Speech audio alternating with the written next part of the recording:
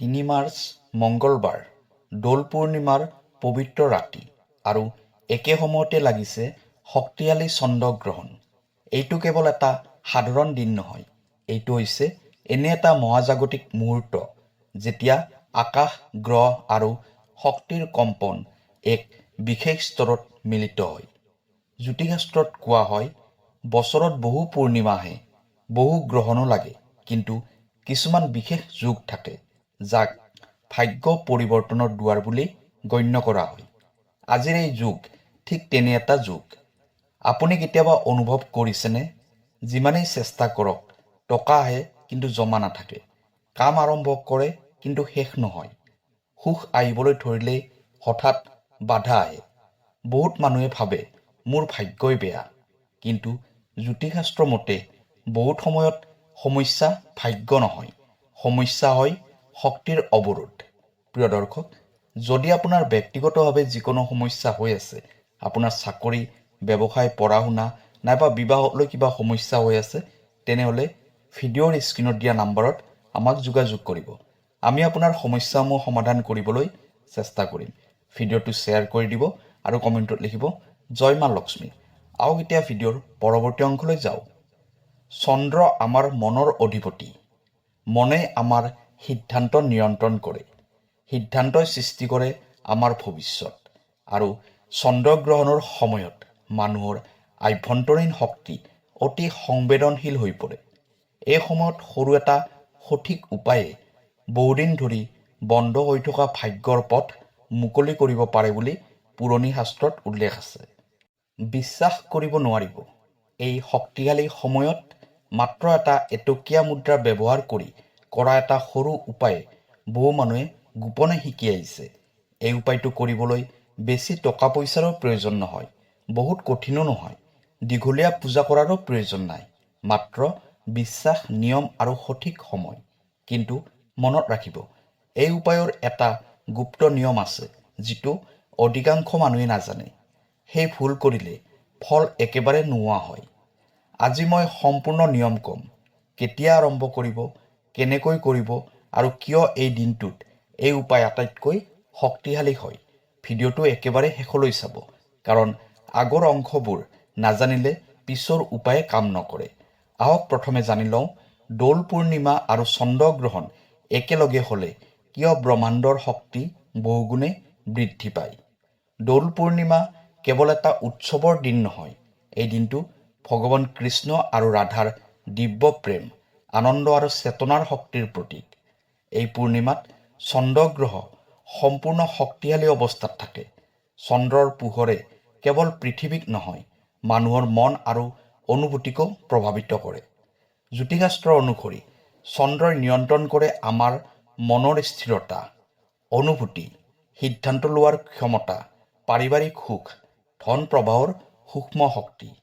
এইকাৰণে বহুত মানুহে লক্ষ্য কৰে পূৰ্ণিমাৰ দিনত মন বেছি সক্ৰিয় হয়, নিদ্ৰা কম হয় আৰু চিন্তা বেছি হয়। এতিয়া ভাবি চাওক, যেতিয়া পূৰ্ণিমাৰ শক্তিশালী চন্দ্ৰৰ ওপৰত গ্ৰহণ লাগে তেতিয়া কি ঘটে? গ্ৰহণ মানে অন্ধকাৰৰ মাজেৰে শক্তিক পুনৰ সজাই তোলা। এই সময়ত ব্ৰহ্মাণ্ডত দুটা শক্তি সক্ৰিয় হয়। একফালে জমা হোৱা নিগেটিভ কম্পন ওপৰলৈ উঠে, আনফালে নতুন শক্তি গ্ৰহণ কৰাৰ দুৱাৰ খোলে। সেইকাৰণে পুৰণি ঋষিমুনিসকলে গ্ৰহণৰ সময়ক ভয়ৰ সময় নহয়, বৰঞ্চ শুদ্ধিকৰণৰ সময় বুলি কৈছিল। এই সময়ত কৰা সংকল্প, প্ৰাৰ্থনা বা সৰু আধ্যাত্মিক উপায় সাধাৰণ দিনতকৈ বহুগুণে শক্তিশালী হয় বুলি বিশ্বাস কৰা হয়। বিশেষকৈ মঙ্গলবাৰ হ'লে শক্তি আৰু বেছি সক্ৰিয় হয়, কাৰণ মঙ্গল গ্ৰহ সাহস, কৰ্মশক্তি আৰু বাধা ভঙাৰ শক্তিৰ প্ৰতীক। অৰ্থাৎ মঙ্গলৰ কৰ্মশক্তি, পূৰ্ণিমাৰ চন্দ্ৰ শক্তি আৰু গ্ৰহণৰ ৰূপান্তৰৰ শক্তি, এই তিনিটা একেলগে মিলি যায়। এইটো ঠিক যেনে ব্ৰহ্মাণ্ডই নতুন আৰম্ভণিৰ এটা দুৱাৰ খুলি দিয়ে। এইকাৰণে বহু গুপ্ত সাধনাত এইটো দিনত সৰু বস্তু যেনে মুদ্ৰা, জল বা ধান শক্তিৰ মাধ্যম হিচাপে ব্যৱহাৰ কৰা হয়, কাৰণ এই বস্তুবোৰে শক্তি ধৰি ৰাখিব পাৰে বুলি আধ্যাত্মিক বিশ্বাস আছে। আৰু ইয়াৰ মাজতে আহে সেই সৰল কিন্তু শক্তিশালী উপায়, এটা এটকীয়া মুদ্ৰাৰে কৰা বিশেষ সাধনা। এতিয়া মই আপোনাক জনাম এই মুদ্ৰা কেনেকৈ শক্তিশালী মাধ্যম হৈ পৰে আৰু উপায় আৰম্ভ কৰাৰ আগতে কি কি প্ৰস্তুতি ল'ব লাগিব। এই উপায়টো কঠিন নহয়, কিন্তু নিয়ম মানি কৰাটো অতি প্ৰয়োজনীয়। প্ৰথমে জানি লওঁ আহক কিয় মুদ্ৰা ব্যৱহাৰ কৰা হয়। জ্যোতিষ আৰু তান্ত্ৰিক পৰম্পৰা অনুসৰি ধাতুৰ বস্তু, বিশেষকৈ মুদ্ৰাক শক্তি ধৰি ৰাখিব পৰা মাধ্যম বুলি গণ্য কৰা হয়। মুদ্ৰা মানে আদান প্ৰদান, ধন প্ৰবাহ আৰু ভাগ্যৰ চলাচলৰ প্ৰতীক। সেইকাৰণে গ্ৰহণৰ সময়ত মুদ্ৰা ব্যৱহাৰ কৰিলে মানুহে নিজৰ জীৱনৰ স্থবিৰ শক্তিক পুনৰ সক্ৰিয় কৰাৰ সংকল্প লয় বুলি বিশ্বাস কৰা হয়। এতিয়া লাগিবলগীয়া বস্তুবোৰ লিখি লওক। এটা এটকীয়া মুদ্ৰা যিমান পাৰি পৰিষ্কাৰ কৰি ল'ব। এখন সৰু ৰঙা কাপোৰ, অলপ চাউল, এগছি মাটিৰ চাকি, অলপ পানী থকা এটা সৰু বাতি। উপায় আৰম্ভ কৰাৰ নিয়ম। নম্বৰ 1, গ্ৰহণ আৰম্ভ হোৱাৰ আগতে গা ধুই পৰিষ্কাৰ কাপোৰ পিন্ধিব। শৰীৰ পৰিষ্কাৰ মানে শক্তি গ্ৰহণৰ প্ৰস্তুতি। নম্বৰ 2, ঘৰৰ শান্ত ঠাই এটুকুৰা বাছি ল'ব। মোবাইল, শব্দ বা অশান্তি থকা ঠাই এৰাই চলিব। নম্বৰ 3, মাটিত বা টেবুলত ৰঙা কাপোৰ পাৰি দিব। ৰঙা ৰং শক্তি আৰু সক্ৰিয়তাৰ প্ৰতীক। নম্বৰ 4, কাপোৰৰ মাজত এটকীয়া মুদ্ৰাটো ৰাখিব। নম্বৰ 5, এতিয়া মুদ্ৰাৰ ওপৰত অলপ চাউল ছটিয়াই দিব। চাউল সমৃদ্ধি আৰু পূৰ্ণতাৰ প্ৰতীক বুলি ধৰা হয়। এনাৰ্জি এক্টিভ কৰাৰ নিয়ম। এতিয়া চাকিগছি জ্বলাই দিব। চকু অলপ বন্ধ কৰি 30 ছেকেণ্ড শান্ত হৈ বহিব। তাৰপিছত লাহে লাহে 11 বাৰ এই মন্ত্ৰটো জপ কৰিব। ওম চন্দ্ৰায় নম, ওম চন্দ্ৰায় নম, ওম চন্দ্ৰায় নম। এনেকৈ 11 বাৰ জপ কৰিব। প্ৰতিটো জপৰ সময়ত মনত কল্পনা কৰিব আপোনাৰ জীৱনৰ সমস্যা লাহে লাহে আঁতৰি গৈ আছে। অশান্তি শান্তিত পৰিণত হৈছে। ধন আৰু সুখৰ পথ মুকলি হৈছে। গুৰুত্বপূৰ্ণ কথা, মন্ত্ৰ জপত শব্দতকৈ মনোযোগ বেছি শক্তিশালী। শক্তি স্থাপন কৰাৰ পদ্ধতি। মন্ত্ৰ শেষ হোৱাৰ পিছত আঙুলিৰে অলপ পানী লৈ মুদ্ৰাৰ ওপৰত 3টা টোপাল দিব। এইটো সংকল্পৰ চিহ্ন, মানে আপুনি নিজৰ ইচ্ছা ব্ৰহ্মাণ্ডলৈ সমৰ্পণ কৰিলে।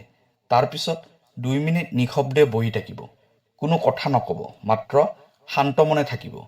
এই সময়তেই কোৱা হয় শক্তি মুদ্ৰাত সংৰক্ষিত হ'বলৈ আৰম্ভ কৰে। কিন্তু ইয়াতেই উপায় শেষ নহয়, কাৰণ গ্ৰহণ শেষ হোৱাৰ পিছত কৰা শেষৰ নিয়মটো আটাইতকৈ গুৰুত্বপূৰ্ণ। এতিয়া জানিব পাৰিব মুদ্ৰাটো কেনেকৈ ৰাখিব, ক'ত ৰাখিলে ধন ভাগ্য সক্ৰিয় হয় আৰু কোনটো ভুল কৰিলে সম্পূৰ্ণ ফল নষ্ট হয়। বহুত মানুহ ইয়াতেই ভুল কৰে আৰু সেইকাৰণে উপায় কৰাৰ পিছতো ফল নাপায়। মনত ৰাখিব, গ্ৰহণ চলি থকা সময়ত শক্তি সংগ্ৰহ হয়, কিন্তু গ্ৰহণ শেষ হোৱাৰ পিছতহে সেই শক্তি জীৱনত সক্ৰিয় হয়। সেইকাৰণে এই নিয়মটো একেবাৰে মন দি কৰিব লাগিব। গ্ৰহণ শেষ হোৱাৰ পিছত কি কৰিব? নম্বৰ 1, প্ৰথমে হাত মুখ ধুই ল'ব। ইয়াক শক্তি শুদ্ধিকৰণ বোলা হয়। নম্বৰ 2, এতিয়া চাকি গছি পুনৰ এবাৰ জ্বলাই দিব যদি নুমাই যায়। নম্বৰ 3, ৰঙা কাপোৰৰ ওপৰত থকা মুদ্ৰাটো দুহাতেৰে ধৰি ল'ব। এই সময়ত মনতে এটা সংকল্প কৰিব, মোৰ জীৱনৰ বাধা আঁতৰি যাওক, সুখ আৰু সমৃদ্ধি আহক। সংকল্প স্পষ্ট আৰু পজিটিভ হ'ব লাগিব। এতিয়া মুদ্ৰাটো ৰঙা কাপোৰেৰে লাহে লাহে মেৰিয়াই দিব। মেৰিয়াই থাকোঁতে মনতে ভাবিব, মোৰ ভাগ্য সুৰক্ষিত হৈ আছে। গুৰুত্বপূৰ্ণ কথা, মুদ্ৰাটো মাটিত পৰিব নিদিব, কাৰণ বিশ্বাস কৰা হয় মাটিত পৰিলে সংগ্ৰহ কৰা শক্তি দুৰ্বল হয়। এতিয়া ক'ত ৰাখিব মুদ্ৰাটো? এতিয়া আপোনাৰ সমস্যাৰ ওপৰত নিৰ্ভৰ কৰি ঠাই বাছনি কৰিব। ধন টকা পইচাৰ সমস্যা থাকিলে মুদ্ৰাটো মানিবেগ বা টকা পইচা জমা ৰখা ঠাইত ৰাখিব। ঘৰত অশান্তি থাকিলে ঘৰৰ উত্তৰ পূব দিশত মুদ্ৰাটো ৰাখিব। কাম কাজ বা চাকৰিত বাধা থাকিলে নিজৰ কামৰ টেবুল বা কিতাপৰ আলমাৰীত মুদ্ৰাটো ৰাখিব। এই মুদ্ৰাটো 21 দিন তেনেকৈয়ে থাকিবলৈ দিব। এই সময়খিনিক কোৱা হয় শক্তি লাহে লাহে আপোনাৰ আভ্যন্তৰীণ কম্পনৰ সৈতে মিলি যায়। এই 21 দিনত 3টা নিয়ম মানিব লাগিব। অযথা খং নকৰিব, মিছা কথা নক'ব, কাৰো ক্ষতি নকৰিব, কাৰণ নিগেটিভ চিন্তাই শক্তিৰ প্ৰভাৱ কমাই দিয়ে বুলি বিশ্বাস কৰা হয়। বহুত মানুহে উপায় কৰাৰ পিছত মুদ্ৰাটো আনক দেখুৱাই দিয়ে বা বাৰে বাৰে হাতত লৈ চায়। এইটো নকৰিব। এইটো আপোনাৰ ব্যক্তিগত সংকল্প শক্তি, সেইকাৰণে গোপনে ৰাখিব। এতিয়া মই আপোনাক ক'ম 21 দিনৰ পিছত মুদ্ৰাটো কি কৰিব আৰু কেনেকৈ বুজিব উপায়ৰ শক্তি সক্ৰিয় হৈছে নে নাই। বহুত মানুহে ইয়ালৈকে সকলো ঠিকেই কৰে, কিন্তু শেষৰ নিয়মটো নজনাৰ বাবে সম্পূৰ্ণ ফল অনুভৱ কৰিব নোৱাৰে। মনত ৰাখিব, যিকোনো আধ্যাত্মিক উপায় মানে কেৱল বস্তু নহয়, ই হৈছে বিশ্বাস, সংকল্প আৰু শক্তিৰ সংযোগ। 21 দিন সম্পূৰ্ণ হোৱাৰ পিছত কি কৰিব? 21 দিন পূৰ্ণ হোৱাৰ দিনা সকলোতকৈ প্ৰথমে শান্ত মনে বহিব। মুদ্ৰাটো ৰঙা কাপোৰখনৰ পৰা উলিয়াই ল'ব। এতিয়া মুদ্ৰাটো দুহাতেৰে ধৰি ধন্যবাদ জনাব, ব্ৰহ্মাণ্ডক, ঈশ্বৰক বা নিজৰ বিশ্বাসক। তাৰপিছত এই তিনিটাৰ ভিতৰত এটা কৰিব পাৰে। নম্বৰ 1, মুদ্ৰাটো মানিবেগত স্থায়ীভাৱে ৰাখিব, ধন ভাগ্যৰ বাবে। অথবা নম্বৰ 2, কোনো গছৰ তলত শান্তভাৱে থৈ আহিব, নিগেটিভ এনাৰ্জি মুক্তিৰ প্ৰতীক। অথবা নম্বৰ 3, নদী বা পৰিষ্কাৰ পানীত বিসৰ্জন দিব, নতুন আৰম্ভণিৰ সংকেত। যিটো কৰিলে মন শান্ত লাগে সেইটো বাছনি কৰিব। শক্তি সক্ৰিয় হোৱাৰ সম্ভাৱ্য লক্ষণ। উপায় কৰাৰ পিছত মানুহে কেতিয়াবা কিছুমান পৰিৱৰ্তন অনুভৱ কৰে বুলি বিশ্বাস কৰা হয়। মন আগতকৈ শান্ত হোৱা, হঠাৎ নতুন সুযোগ দেখা পোৱা, আগতে ৰৈ থকা কাম আগবঢ়া, ঘৰখনৰ পৰিৱেশ অলপ পজিটিভ অনুভৱ হোৱা, অযথা চিন্তা কমি যোৱা, এইবোৰ লাহে লাহে ঘটে। কাৰণ পৰিৱৰ্তন সদায় নিঃশব্দে আৰম্ভ হয়। মনত ৰাখিব, উপায় মানে যাদু মন্ত্ৰ নহয়। ই আপোনাক দিশ দেখুৱায়, কিন্তু পদক্ষেপ ল'ব লাগিব আপুনিয়ে। যেতিয়া মন বিশ্বাসেৰে পূৰ্ণ হয়, তেতিয়াই মানুহে নিজৰ শক্তি চিনিব পাৰে। গ্ৰহণৰ এই বিশেষ সময় আচলতে ভয়ৰ সময় নহয়, ই হৈছে নিজক নতুনকৈ আৰম্ভ কৰাৰ সময়। হয়তো এইটো আপোনাৰ জীৱনৰ নতুন অধ্যায়ৰ আৰম্ভণি হ'ব পাৰে। যদি আপুনি বিশ্বাসেৰে এই উপায় কৰে, তেনেহ'লে প্ৰথম পৰিৱৰ্তন বাহিৰত নহয়, আপোনাৰ ভিতৰত আৰম্ভ হ'ব। আৰু মানুহৰ ভিতৰখন সলনি হ'লে ভাগ্য সলনি হ'বলৈ আৰম্ভ কৰে। প্ৰিয় দৰ্শক, ভিডিঅ'টো যদি আপোনাৰ ভাল লাগিলে তেনেহ'লে শ্বেয়াৰ কৰিব আৰু চেনেলটো ছাবস্ক্ৰাইব কৰিব। ধন্যবাদ।